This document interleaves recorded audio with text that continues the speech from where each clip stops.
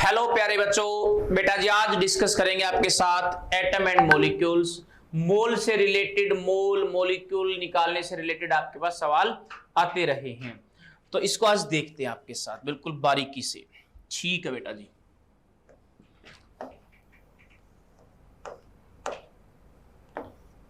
तो सबसे पहले फर्स्ट न्यूमेरिकल आपके पास दिया है, देखो which of the following has smallest mass. कुछ मास दिया है, कुछ एटम नंबर दिए, तो मोल का आपके पास जो फॉर्मूला होता है वेट के रूप में, given weight in gram divide by molar मास, और एक होता है बेटा जी नंबर के रूप में मोल का formula, mole equal to given number जो भी दे रखा डिवाइड बाय एवोगैड्रो नंबर। तो बेटा जी दोनों ही मोल के फॉर्मूले हैं, तो मोल के बराबर होगा। ठीक है, फर्स्ट में देखते हैं 4 ग्राम हीलियम, एटॉमेटिक पहले से मास दे रखा तो इसमें तो हमें निकालना ही नहीं। Second 6.023 into 10⁻23 atom of helium, कोई नंबर दिया गया, तो देखो गिवन वेट निकालना है। हीलियम का मास 4 होता, 4 लिखा होता बेटा हीलियम के ऊपर, गिवन नंबर दे रखा है 6.023 इंटू 10⁻23। गिवन नंबर को डिवाइड करना होता है बेटा जी एवोगैड्रो नंबर से, तो इससे ये कैंसिल आउट, तो फिर से कितना आ गया 4 ग्राम। ठीक है बेटा जी। थर्ड में गिवन एटम दे रखा है 1, देखो गिवन वेट निकालना है, given weight by molar mass helium का 4, गिवन एटम दे दिया 1 atom, given number divide by Avogadro number, तो ये वैल्यू बहुत ही छोटी लग रही है, तो यहां से अगर W निकालेंगे तो बेटा जी 4 बाय इसको बोलते हैं एवोगैड्रो नंबर 6 इंटू 10⁻23 ग्राम, तो ये मास इन दोनों से तो काफी कम आया। ठीक है, डी पे चलते हैं। 1 मोल एटम ऑफ हीलियम, यानी कि 1 मोल दे रखा है, तो डायरेक्ट मोल ही 1 दे दिया आपको बेटा, mole equal to given weight in gram divide by molar mass helium का 4, तो W equal to 4 gram.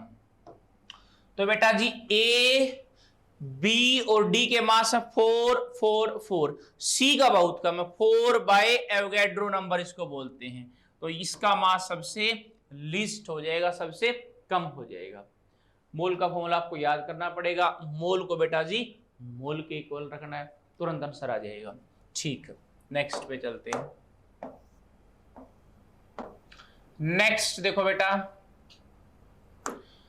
The number of carbon atom in 1 gram of CaCO3। ठीक है, इसको सिखाते हैं। सबसे पहले निकालो mole, given weight by molar mass, जो CaCO3 है, कैल्शियम 1 है, कैल्शियम का मास 40, कार्बन 1 इसका 12, ऑक्सीजन 3 उसका 16, 48 और 12 60 और 40 100। गिवन वेट दे रखा 1 बाय मोलर मास 100। ये आगे बेटा मोल, जैसे 1 दर्जन में 12 चीजें होती हैं, ऐसे ही 1 मोल में होती हैं 6 इंटू 10⁻23, तो ये आगे बेटा जी मोलिक्यूल। CaCO3 का अगर 1 मोलिक्यूल में ले लेता तो उसके पास कार्बन का 1 एटम है, तो जितने भी मोलिक्यूल आए बेटा उसको मल्टीप्लाई कर दो 1 से।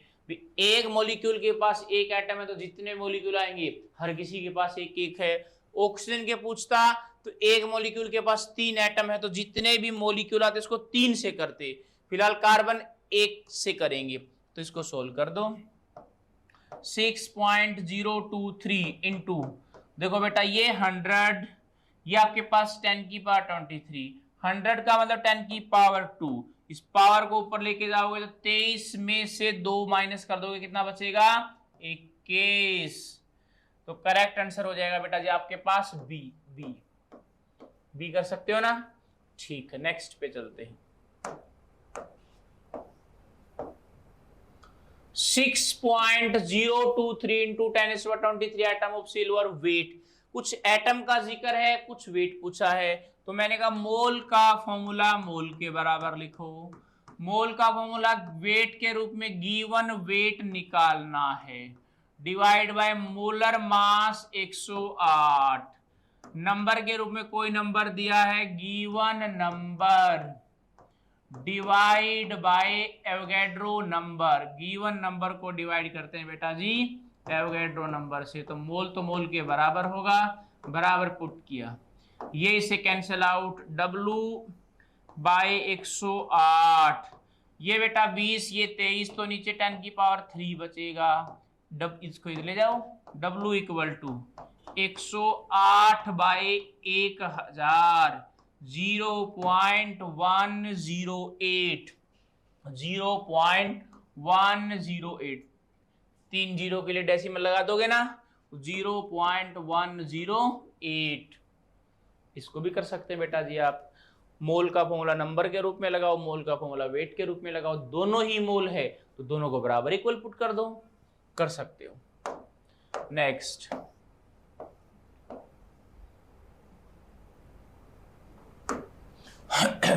Which of the following has largest number of molecule?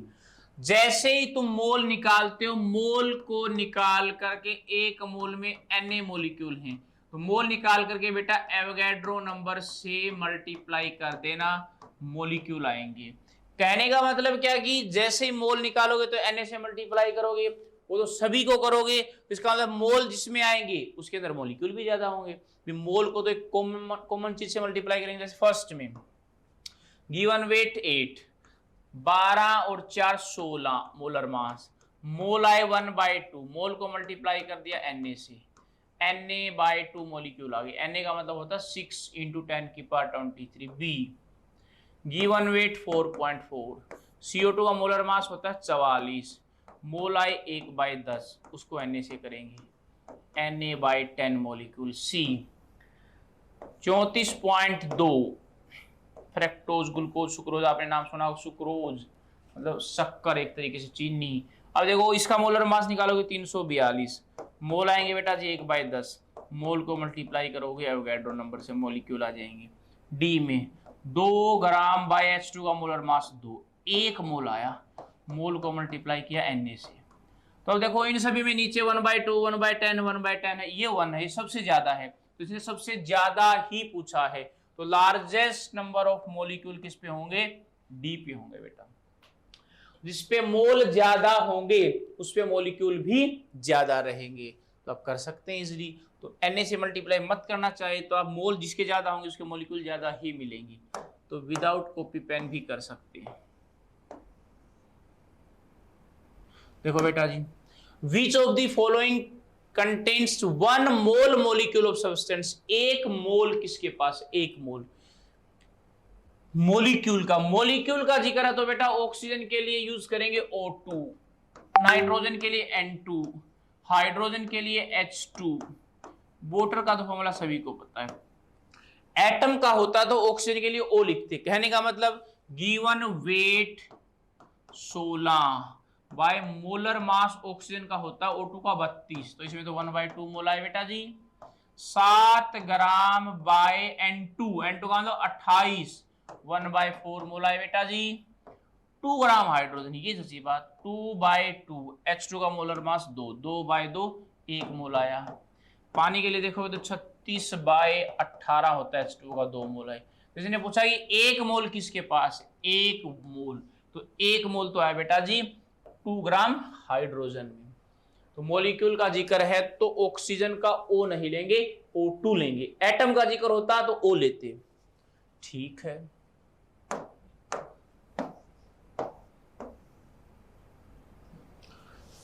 हाँ देखो, the number of gram atom, एक बात याद रखना, ग्राम के तुरंत बाद कभी भी बेटा जी, ग्राम के तुरंत बाद कभी भी एटम, मॉलिक्यूल या आयन लिख रखा तो मोल पूछ रखे हैं, मींस आपसे पूछ रखे हैं कि इसके अंदर कितने मोल हैं।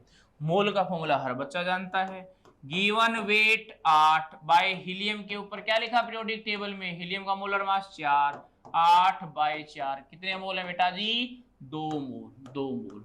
ग्राम के तुरंत बाद एटम, मॉलिक्यूल या आयन लिखा है तो आपको मोल फाइंड आउट करने हैं, मोल, ग्राम एटम का मतलब मोल, ठीक है, next, the percentage of hydrogen in water is, H2O किस किस से मिलके बना बताओ। हाइड्रोजन का मास 2 है, इसमें ऑक्सीजन का 16 है, टोटल 18 है। मैं बोलूँ आपने पेपर के अंदर 600 में से 480 नंबर लिए, ए 600 में से है 480, एक में से कितना आता बाई 600, 100 नंबर का पेपर होता तो कितना आता इंटू 100, कट पिट करेंगे तो 80%। तो जिसका भी परसेंटेज निकालना है उसके नंबर ऊपर, नीचे टोटल, इनटू में 100। तो केमिस्ट्री भी ऐसे करते हैं बेटा, हाइड्रोजन का परसेंटेज निकालना, तो हाइड्रोजन का मास कितना 2, टोटल कितना 18, इनटू कितना कर दो 100, तो ये गया 9 पे, तो लगभग 11 के आसपास। कट करोगे तो 100 बाई 9 को आप इजिली कट कर सकते हैं, 11.1 ऐसे चलता रहेगा ना। ठीक है बेटा जी, बी हो जाएगा, B is correct answer. Next,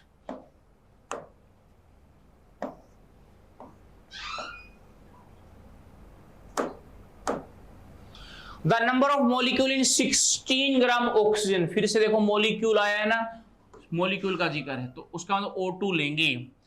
given weight 16 bye molar मास 32, ये आ गए मोल 1/2। एक दर्जन में जैसे 12 चीजें होती हैं, ऐसे ही जितने भी मोल आए एक मोल में 6.022 इंटू 10 की पावर 23 चीजें होती हैं। तो इसको कट करो बेटा, 3.011 इंटू 10 की पावर 23 मोलिक्यूल आ जाएंगे बेटा जी, मोलिक्यूल।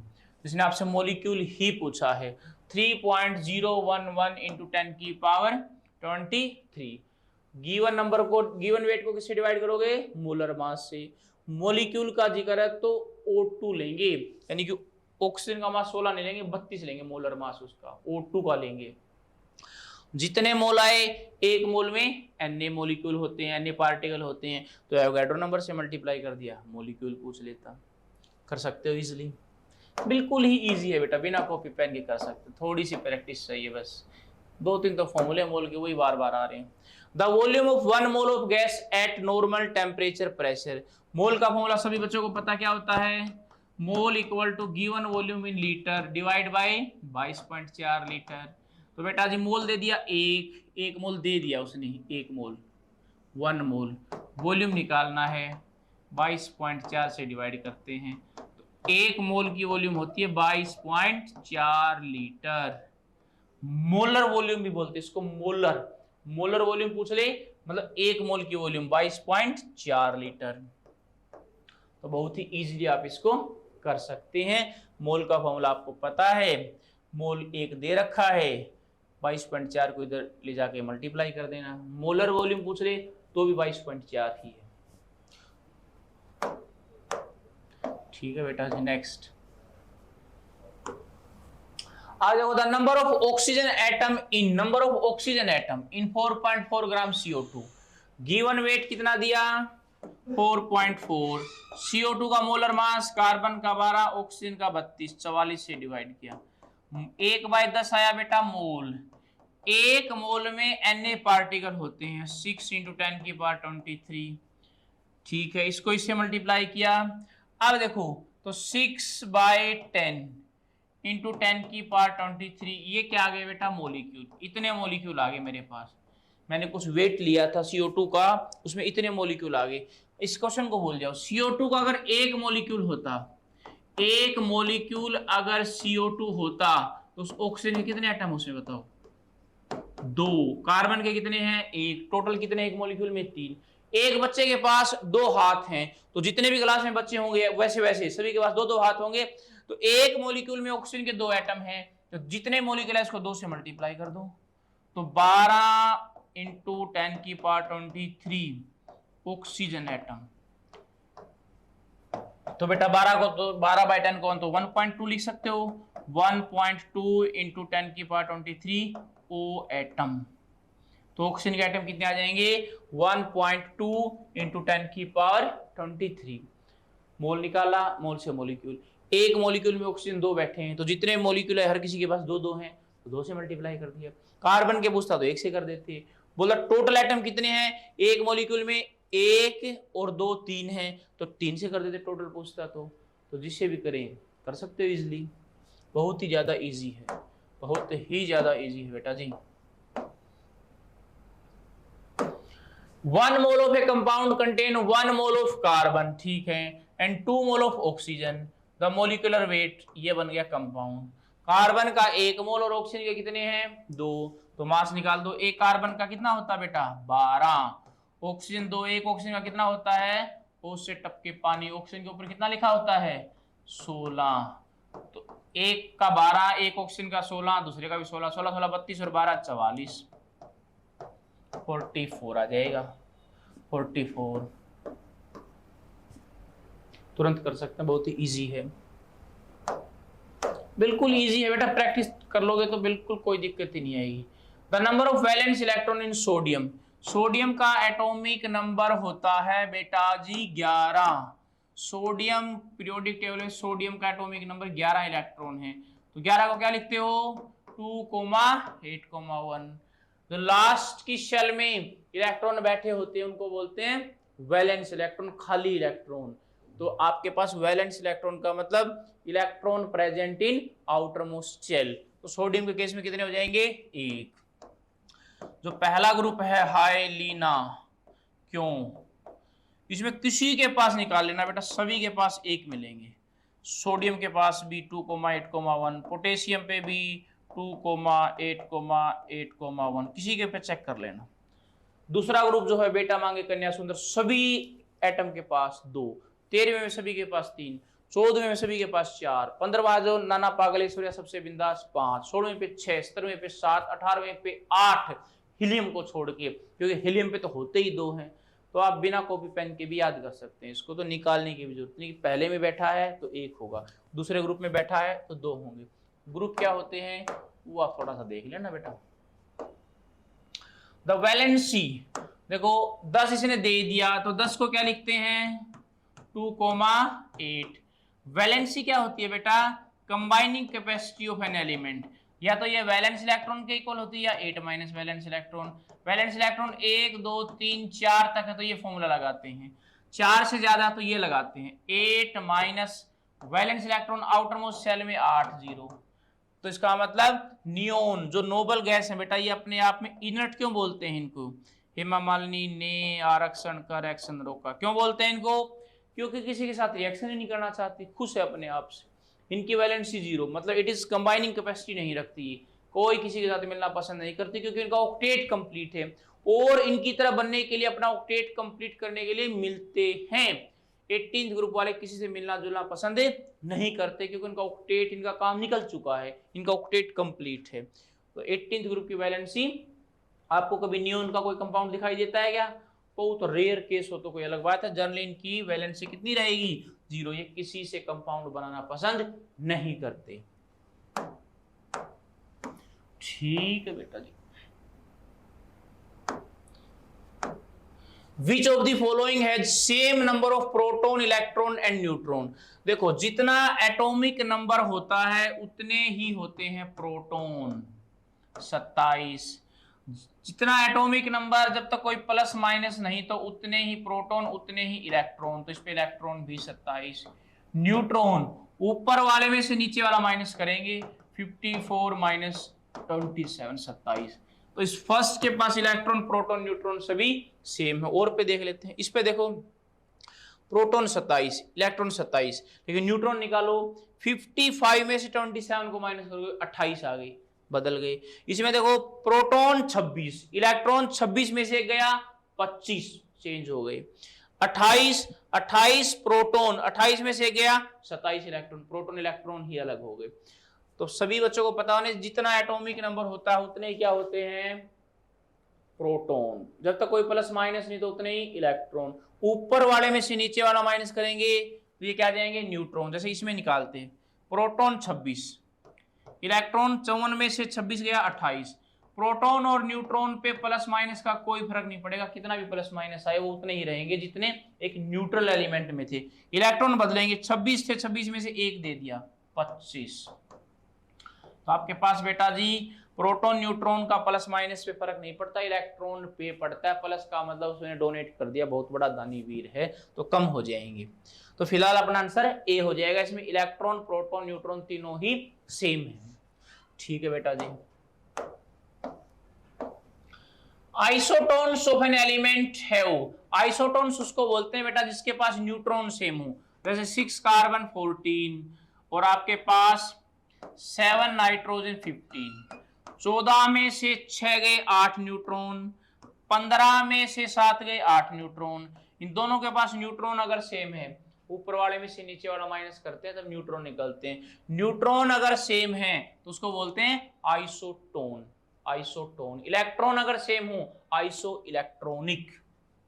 ठीक है, फिलहाल इसने आइसोटोन पूछा था बेटा जी। Many element have non integral masses because they have isobar isotopes, they have isotopes। तो बेटा आइसोटोप्स उसको बोलते हैं जिसका एटॉमिक नंबर तो हो सेम, ऊपर वाला मास नंबर हो डिफरेंट। आइसोबार उसको बोलते हैं जिसके अंदर एटॉमिक नंबर तो हो डिफरेंट, मास नंबर हो सेम। अब मास अगर सेम है किसी का, आइसोबार है तो मास ही सेम हो गया, तो फिर मास निकालने की जरूरत क्या।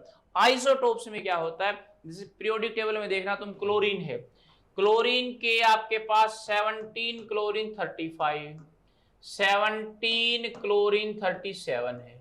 जब नेचर में देखा तो ये मिलता है लगभग 75%, ये मिलता है 25%।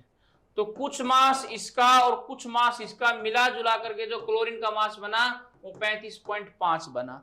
तो जो बेटा जो मास हम लेते हैं 35.5, ऐसे पीरियोडिक टेबल में आप देखते हैं तो ये जितने भी आइसोटोप्स उसके हैं उन सभी का मिला जुला होता है। तो एक एलिमेंट के पास आइसोटोप्स होते हैं इसलिए उसका मास नॉन इंटीग्रल होता है। इंटीग्रल का मतलब 1 2 3 4 5 6 ऐसे नहीं है, कुछ फ्रैक्शन में है, 23.01, 35.5 ऐसे करके फ्रैक्शन वाले को नॉन इंटीग्रल बोलते हैं। 1 2 3 4 क्यों नहीं है, क्योंकि 2 3 पड़े हुए तो उनका मिला जुला मास निकालेंगे, मिला जुला के जो मास आएगा वही इसका मास माना जाएगा। तो ऐसे स्पीसीज जो एटॉमिक नंबर सेम जिनके मास अलग अलग होते हैं उनको बोलते हैं आइसोटोप। तो अगर कोई आइसोटोप है किसी के उसका मास मिला जुला होगा, मिला जुला होगा तो कुछ ना कुछ एवरेज आएगा, तो इसलिए नॉन इंटीग्रल बोलते हैं उसको, फ्रैक्शन में है कुछ ना कुछ। The trade off nucleus that is isotonic, isotonic अभी आपको सिखाया बेटा जिसके अंदर न्यूट्रॉन सेम हो। 14 में से 6 गया 8, 15 में से 7 गया 8, 17 में से 9 गया 8, बिल्कुल सही। 12 में से 6 गया 6, 14 में से 7 गया 7, दोनों अलग हो गए। 14 में से 6 गया 8, 14 में से 7 गया 7, गड़बड़। 14 में से 6 गया 8, 14 में से 7 गया 7। तो आपके पास आइसोटोन वो होते हैं जिसमें न्यूट्रॉन सेम हो, ऊपर वाले में से नीचे वाला माइनस करते हैं तब जाकर के न्यूट्रॉन निकलते हैं। कितना भी इसके ऊपर प्लस माइनस लगा देता उससे न्यूट्रॉन पे फर्क नहीं पड़ेगा। 6 कार्बन 14 लिखा या मान लो 6 कार्बन 14 में -2 लगा देता, -3 लगा देता तो भी न्यूट्रॉन वही 8 रहते बेटा। प्लस माइनस आने से इलेक्ट्रॉन बदलेंगे, प्रोटॉन न्यूट्रॉन नहीं बदलेंगे, प्रोटॉन न्यूट्रॉन नहीं बदलेंगे। ठीक है बेटा जी। An atom which has mass number of 14, कोई एटम है बेटा XZA, वो कह रहा है इसका मास नंबर कितना है 14, Z नहीं पता, न्यूट्रॉन कितने हैं 8। न्यूट्रॉन बताओ कैसे निकलते हैं, ऊपर वाले में से नीचे वाला माइनस करते हैं, इसमें से इसको माइनस करते हैं, न्यूट्रॉन निकलते हैं, वो 8 दे रखे हैं। तो 14 माइनस Z निकाल देते हैं, Z इक्वल टू 14 माइनस 8, 6 आ गया। इसका मतलब 6 कार्बन 14 और कार्बन होता कौन सा एक 6 कार्बन 12, तो 6 कार्बन 14 आया हमारा। इसका मतलब 6 कार्बन 14 कार्बन का एक आइसोटोप्स है। आइसोटोप्स उसको बोलते हैं जिसका एटॉमिक नंबर सेम हो, मास नंबर अलग अलग हो। तो ये कोई आइसोटोप्स है, आइसोटोप्स ऑफ ऑक्सीजन ना। आइसोटोप्स ऑक्सीजन का मतलब समझते हो, 8 ऑक्सीजन 16 होता है, कोई 8 ऑक्सीजन 17 आना था, ऐसा तो नहीं आया।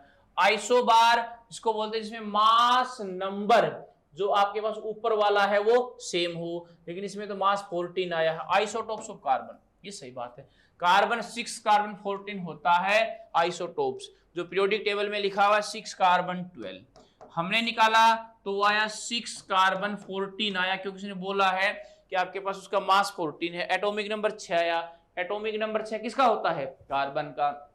तो एटॉमिक नंबर 6 हमने निकाला, तो ऑक्सीजन होने का तो मतलब ही नहीं, तो 6 कार्बन 14 यानी कि कार्बन का कोई आइसोटोप्स है ही आपके पास। ये बात आपकी क्लियर होनी चाहिए बेटा, ठीक है। Next, atomicity of K2Cr27। Atomicity का मतलब होता है बेटा जी sum of atom, sum of atom in a molecule. ये जो मॉलिक्यूल दे रखा है इसमें एटम को ऐड कर दो, 2 पोटेशियम के, क्रोमियम के भी 2, और ऑक्सीजन के कितने एटम है 7, 2 और 2 4 और 7 11। जो एटम का सम है वो एटोमिसिटी कहलाता है। तो किसी की भी एटोमिसिटी आप इजीली फाइंड आउट कर सकते हैं, जिसमें एटम का सम होता है वो क्या होता है उसकी एटोमिसिटी। ठीक है बेटा जी, कर सकते हैं इसको इजीली। Good luck.